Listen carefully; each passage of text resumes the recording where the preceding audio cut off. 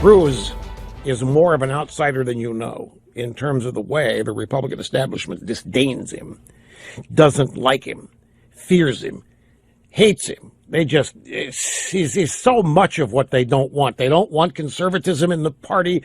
They don't want evangelicals prominent in the party. They don't want anybody talking about Judeo-Christian ethics and morality and conservative. They're trying to sweep that out of the party ever since Goldwater. Sometimes when one seeks a change, one should not look within themselves or with those who sympathize with them. Instead, seek out the counsel of those who can look at issues with a dispassionate or even an overly critical eye. For what can we learn if all we're being handed is what we want to hear every single time we look to change? Keep that in mind. For as we dive headfirst into another GOP debate, Republicans need to stop wasting time crying about the issues in their party and seek out how they can resuscitate it to once again be a grand old party. Our guest is syndicated columnist at the Washington Post, senior fellow at the Brookings Institution, and author of the new book, Why the Right Went Wrong, Conservatism, From Goldwater to the Tea Party and Beyond. Welcome, E.J. Dionne, to the Hardline. E.J., it's a pleasure to have you on the show. I'm a big fan of your books, always have read them, and love the way that you put it right out there. And let's get this one right out there. Rush Limbaugh talked about Goldwater. You talk about Barry Goldwater. And very few people go back when they point out that, as you say, he rejected Dwight Eisenhower's conservatism, and that's where all this problem started.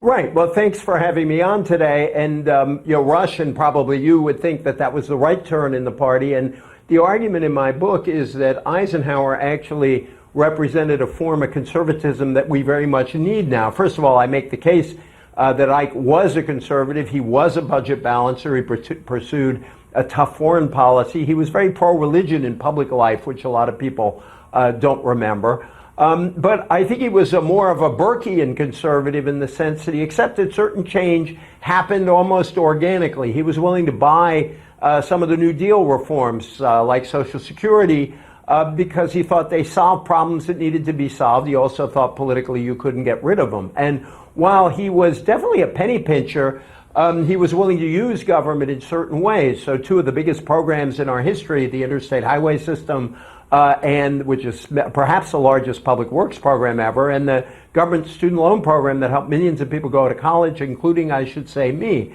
And I argue that when the party turned in the Goldwater direction, it ended up moving its center of gravity from north to south, and over time, it drove out a lot of potential allies. And so I think that some of the turmoil you're seeing in the party now can be traced back to the change in the party that first happened under Goldwater. So when you talk about the fact that they're now basically, they have promises that they just couldn't keep and they can't keep now, then in your opinion, how do they turn this around? Because I have to tell you, one of the things that I've always talked about is stop whining, get to work, get the job done if you want to change things.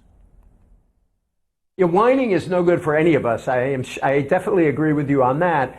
And I think that, again, so your listeners understand, because you were so kind in your introduction, I come from the liberal side of politics. And one of the reasons I wrote this book is partly because I have a respect for conservatism. As I point out in the book, I grew up in a conservative family, so I don't look at conservatives like some anthropologist looking at some distant tribe. And I also think that, there are some core values of conservatism that I think are necessary to a functioning democratic republic.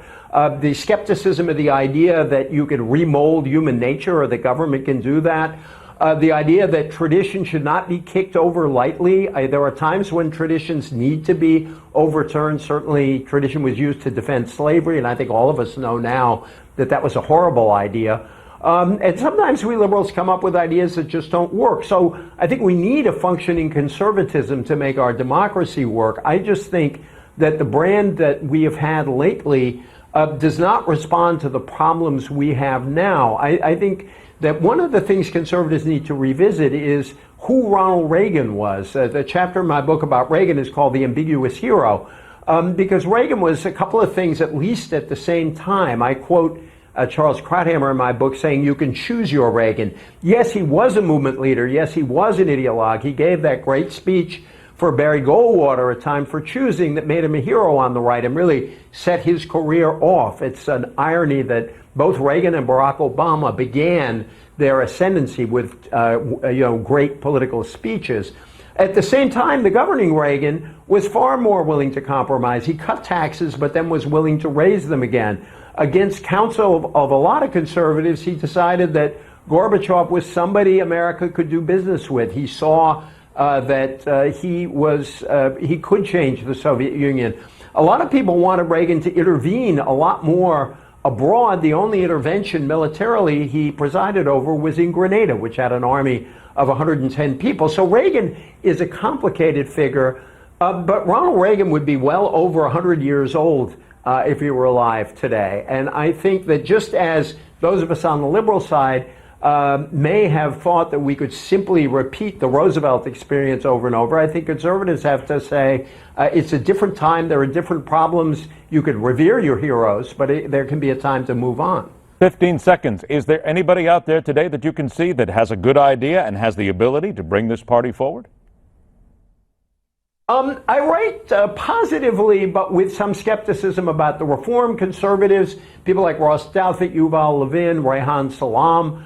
I think John Kasich in this campaign has proposed a kind of unifying Eisenhower-style republicanism that appeals to a lot of people. But I think this is going to come out of the younger parts of the conservative movement. I find younger conservatives more willing to rethink, and that's probably true of all movements. I agree. And so I am looking forward to where they are going to go in the coming years. The book, once again, is Why the Right Went Wrong, Conservatism from Goldwater to the Tea Party and Beyond.